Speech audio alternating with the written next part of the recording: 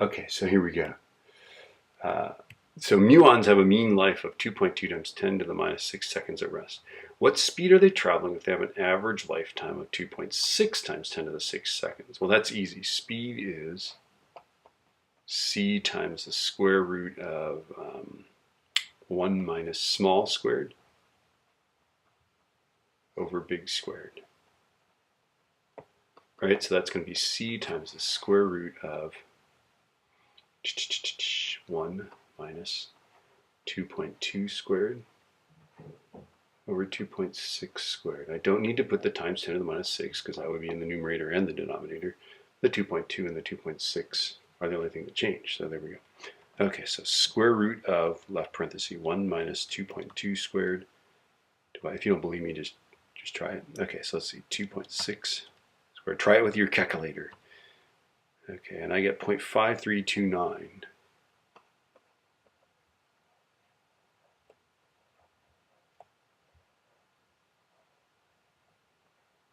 Right, now we do need to know what this is in case of meters per second because we want to know how far, right? And that's going to be in meters. We don't need to do that in terms of light seconds. That would not be terribly useful. Okay, so I'm going to take that, I'm going to store that just in case I need it. I'm going to go times 3e8. Okay, so I'm going to go times 3.00. And I get this velocity. I get 1.5988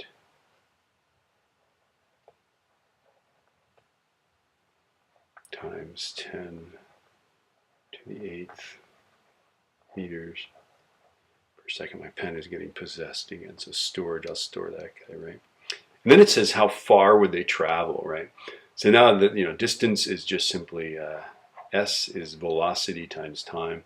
There's nothing terribly tricky here. If it's traveling this speed, it's just simply traveling that speed. The time it takes is actually the time in our frame of reference because we want to know this distance in our frame of reference, right?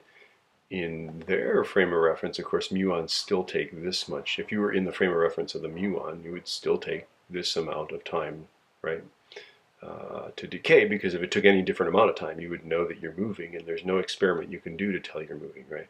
So it would take this amount of time to decay, and you would simply multiply that by your speed, which would be this, same relative speed, and you would get a shorter amount of time, right? Or shorter distance. Does that make sense? Sort of makes sense. Okay, so let's plug this thing in here. Okay, so s is equal to that velocity, so we just plug that in.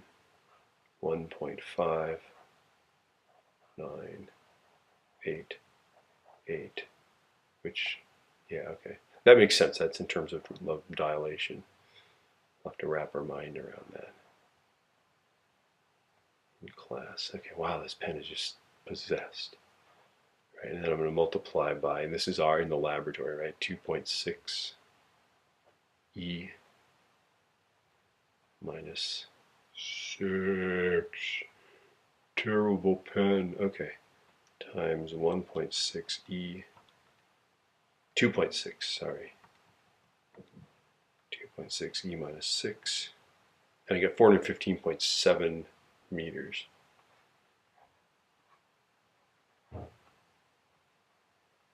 Meters, now we only have 2 sig figs, so I guess we'd have to say 420 meters.